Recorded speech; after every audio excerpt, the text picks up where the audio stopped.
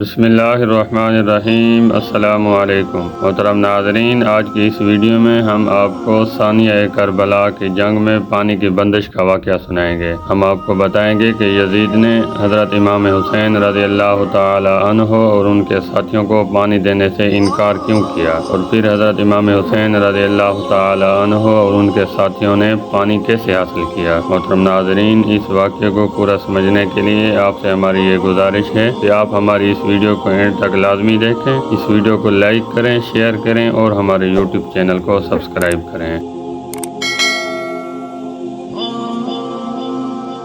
محترم ناظرین، 7 محرم الحرام کو ابن زیاد نے عمر بن سعد کو حکم دیا حضرت امام حسین رضی اللہ تعالی عنہ اور ان کے ساتھیوں کے درمیان حائل ہو جائیں اور انہیں پانی کا ایک قطرہ بھی نہ پینے دیں۔ خط ملتے ہی ابن سعد نے عمر بن حجاج زبیدی کو 500 سوار دے کر فرات کے کنارے پر تعینات کر دیا اور حکم دیا کہ حضرت امام حسین رضی اللہ تعالی عنہ اور ان کے ساتھیوں کو پانی تک نہ پہنچنے دیں۔ محترم ناظرین، بعض روایات میں ہے کہ پانی کی بندش اور پیاس کی شدت اختیار کرنے کے بعد حضرت امام حسین رضی اللہ تعالی عنہ نے بھائی عباس کو بلوایا اور انہیں 300 سواروں اور 200 پیادوں کی سرکردگی میں پانی لانے کے لیے فرات کی طرف روانہ کیا۔ وہ رات کے وقت فرات کی طرف روانہ ہوئے، جبکہ نافع بن حلال جمالی پرچم لے کر اس دستے کے آگے آگے جا رہے تھے۔ یہ تمام افراد عباس علیہ السلام کی قیادت میں شریعہ فرات تک پہنچ گئے۔ عمر بن حجاج زبیدی، جو فرات کی حفاظت پر مامور تھا، وہ حضرت امام حسین علیہ السلام کے ساتھیوں کے ساتھ لڑ پڑا۔ حضرت امام حسین علیہ السلام کے ایک گروہ نے مشکوں میں پانی بھر دیا اور علمدار امام حسین علیہ السلام اور نافع بن حلال سمیت باقی افراد نے دشمن سے لڑ کر ان کی حفاظت کی تاکہ وہ سلامتی کے ساتھ پانی کو خیام تک پہنچا دیں، اور یوں حضرت امام حسین علیہ السلام کے ساتھیوں نے پانی خیام تک پہنچانے میں کامیاب ہو گئے۔ محترم ناظرین، ہماری اللہ تبارک و تعالی سے دعا ہے کہ اللہ تعالی ہمیں بھی محرم الحرام کا ادب اور احترام کرنے کی توفیق عطا فرمائے۔ آمین ثم آمین۔ ہم امید کرتے ہیں کہ ہماری آج کی یہ چھوٹی سی ویڈیو آپ کو پسند آئی ہوگی۔ اگر ہماری ویڈیو آپ کو پسند آئی ہے تو ہمارے اس ویڈیو کو لائک کریں، شیئر کریں اور ہمارے یوٹیوب چینل کو سبسکرائب کریں۔ بہت شکریہ۔